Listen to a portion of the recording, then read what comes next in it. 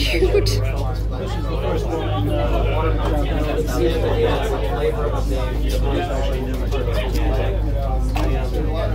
Poor thing, must be a very surreal experience for it. And she likes you. She goes in this direction.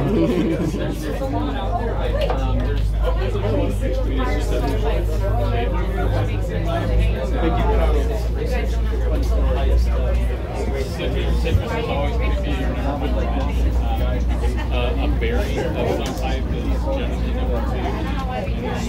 Number 3, 4, and 5 would be like something from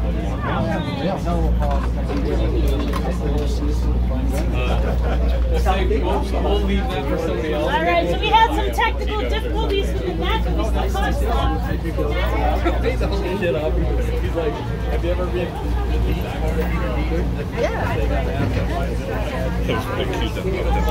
You gotta go look at it. It's swimming over there.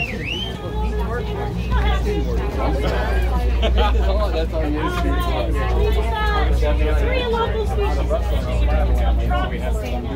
So this fish right here, this is called a spot. This is a common schooling fish. What I like to point out about schooling fish is their use of lateral lines. So all fish, or most fish I should say, you look very close on the side of this fish. There's a thin line going from the head all the way to the tail, right in the middle there. That's called a lateral line. Most fish have these, especially schooling fish. And those are the receptors where they can sense micro movements in the water. So that's how schools of fish move so swiftly and elegantly together. It's because of that lateral line right there. Oh, perfect. These guys go. Yes, it's a sensor. Yep. All right. So I'm going to put him away. He was pretty stressed out. Alright, another local fish we got here. It's this guy. So he's hiding in the corner. People think he's dying. He's not dying. That's what blackfish do. So this is the blackfish right here. They are a common fish around here. A lot of people fish them to get a lot bigger. What I like to point out about the blackfish is that it's hard to tell, but they have teeth in their throat. And what those teeth do is they kind of help keep the food down when it's trying to wriggle away from them. Yes, these guys, they're local fish, pretty common. Then we got a big favorite over here. He'll come back to me. Come on. That's the puffer. That's the puffer fish. All right. So this is our local puffer fish. This is the northern puffer. As you can see, we kind of stress them out a little bit, but you do it in the water so they fill up with water instead of air. You got angry and you're going to pump up now. Yeah, so that's a defense mechanism for these fish.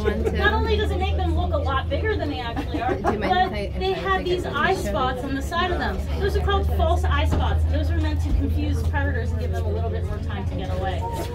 This is the northern puffer. It's the local species, and this is the only puffer fish that is totally safe to eat. You don't have to worry about it. So you see it on a lot of restaurants around here. Yes, they're called the chicken of the sea. They look like little, like little drums when they're. Oh yeah, well that's but this is the other. Most puffer fish are they're not. I don't know of any who are venomous. Like if they poke you, you get stung. But a lot of them are poisonous. So if you cook them up and try to eat them, some of them are just totally poisonous. Some of them are poisonous if you prep it the wrong way. And this guy is totally safe to eat. We caught a different kind of puffer fish earlier. We caught a burrfish, and that's a tropical species. Hopefully,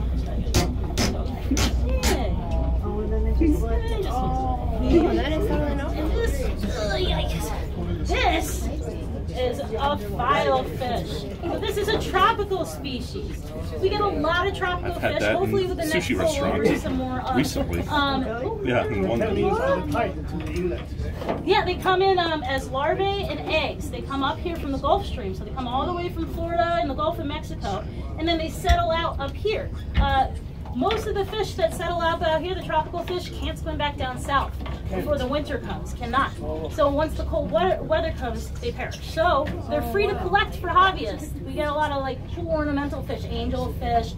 Occasionally we'll get some damsels or some surgeonfish. And so people usually go diving by the Pompog Bridge and they collect them. This year we've caught, so far in the lab, we have 7 lionfish.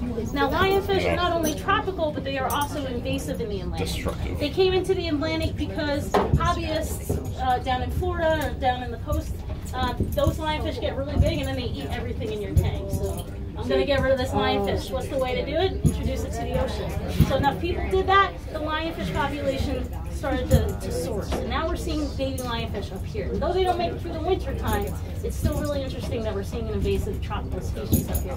In Florida, they do a lot of spearfishing tournaments. They encourage it. And for a while, they were paying people to take lionfish, go spearfishing for lionfish, because lionfish can do a lot of damage. They have really big mouths, they eat everything, and then everything in the Atlantic doesn't know that they're food, so not much eats them. However, they have been training groupers and sharks to start eating the lionfish, and they're getting a little success with that. So they're hoping that might help things a little bit. You said they can't fish back because they're too far. What's that? They cannot fish back. Yeah, they can't. Yeah, because most of these, that one's kind of big, but most of these tropical fish that come up, they only get to be like this big before the cold water comes, so they can't fight the Gulf Stream to get back down. There are some tropical fish that can and do. Triggerfish are one of them. We see migrating triggerfish that come up and down the coast area. And of course, bigger fish like sharks. This guy is not happy here. So that is one of those blackfish, and they actually go to sleep at night. So when people go fishing for blackfish, no, he's not sleeping right now. He's just really stressed out, and that's the closest thing to a cave he can find. That's the most protected area. Yeah, sometimes they like to swim under these acrylic tanks too. Yeah, see, this guy's doing it too. Yeah, the babies. I will send him to the city. All right, so hopefully these fish are happy now. So this is she saw this a file fish. We ate that at a sushi restaurant in London a couple months ago. Yeah, that poor thing is so stressed out. It's a stressful situation. He's trying to hide under the other fish over there. We do this with a lot of kids, and it gets them so excited and actually gets them caring. He's over here now. So that's how I justify torturing them for a little bit.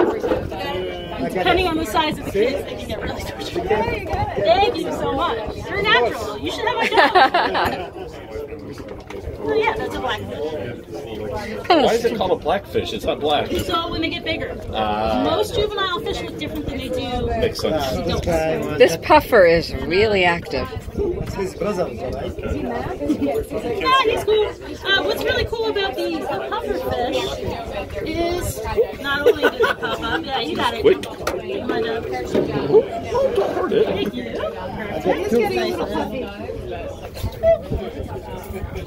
So it's important to pup if you ever find one and you want to play with it. It's important you do it in the water because it fills up with water instead of air. Yeah, this guy's got a little air in him, but he'll work it out. So what's really cool, yes, it's all water.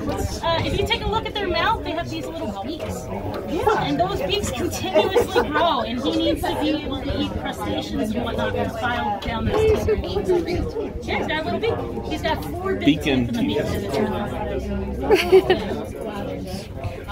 It's adorable. It's adorable. Yeah, so he'll figure it out. Poor guy. Does the puffers stress them out? How do they puff? Do they just bring in air? They puff because they're stressed. Right. I don't know if it stresses them out even more. They never asked one. Yeah. But, yeah. It just a little bit stressed me out. Yeah, and there's certain fish that we pull in that are hardier than others. And these guys are very, very hardy. So, but like the silver sides we pull in, which are spearing, they're very common bait fish. They just die. I try not to catch them, quite honestly, because they just die right away. But if I do catch them, if they do die, I bring them back and feed them to the fish in the lab. So.